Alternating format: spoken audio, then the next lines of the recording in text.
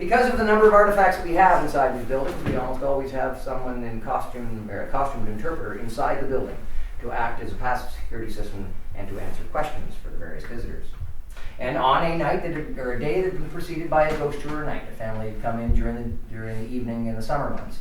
And the ghost tours in the summer, we don't come inside the building because it's still warm enough. We stay outside and we ask the visitors to look through the windows and gaze at our mirror. So when the family had been here the night before, they wanted to come back and check things out the next day. So mom, dad, and child number one went and were reading the panels on the far side of this wall to my right. Child number two stood in the doorway, looked in the mirror, looked at the interpreter standing in the room and said, "Hey, who's the lady in the picture?" And the interpreter thinking, well, the only picture in the room is Queen Charlotte. So she said, well, that's Queen Charlotte. She was married to King George III. That's the guy this fort is named after. No, says the kid. Not that lady, that lady. Pointing at the mirror. Now, when we hire people, we try and hire nice people. People that when they recognize that the child is most likely seeing the reflection of Queen Charlotte in the mirror, because quite frankly, I stand right here where camera guy is, or even from child level, what am I looking at? Queen Charlotte, right in that picture. All right? Confirm that one. You can see Queen Charlotte. Okay, good. And otherwise, we're in trouble. Now, so the interpreter thinks, well, instead of saying, "Hey kid, this is the reflection," she says, "Well, why don't you describe this woman to me?" And the child says, "Sure, no problem. She's got long, dark, slightly curly hair. It's very dark hair, but it's not black, and she's wearing a very fancy Cinderella dress." Let's take a look at Charlotte again, shall we? Long, dark, slightly curly hair. What? Not black. Cinderella dress? Check. Hair? Absolutely not. There's no way that somebody's going to go, that's long, dark, slightly curly. This was done when she was fairly young. She's already mothered about 14 of her 15 children, or given birth to 14 of her 15 children. She was not prematurely gray. She's done that to herself on purpose. She powdered the hair gray.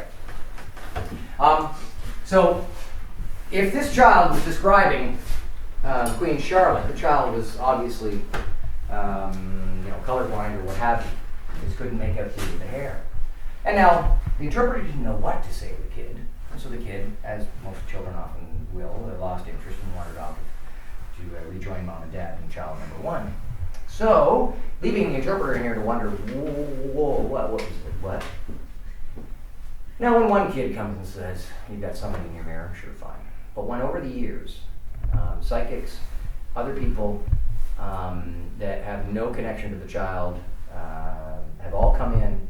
Those psychics, when Kyle brought that group through, even before he had a chance to mention anything about the mirror, they had their noses pressed up against the glass on the outside and saying, "Hey, who's the lady in the mirror?" They recognized her as being in the mirror, not a picture. And again, all their descriptions are eerily similar. They all insist that she's got long, dark, slightly curly hair, but it's always not black hair, and the dress is always very fanciful. So again, we all realize that it's possible now for the people of the world, because this isn't just coming from the one source, this has been dozens of people. And again, it's possible for the people of the world to get together on even Facebook now and go, "Hey, let's screw with the guys at Fort George. Tell them there's a woman in the mirror, and if we all stick to the same story, they have to believe us." And I might have bought that. I may have been convinced that that was happening because all the stories were so similar. Until the day that the picture popped up on my computer. Meaning that we have a few of our regular visitors who'd come a number of times and tried to capture a picture of the woman in the mirror, and finally were successful. They took a picture of her, they sent it to me, and I happen to have it in my back pocket. And I'll be happy to show it to you at the end of the tour if you are interested. So I suggest that as you're going past the mirror, if you happen to be a young woman with long, dark, slightly curly, but not black hair, if you see anything other than yourself in that mirror, I'd like to hear about it later. Naturally, in Niagara.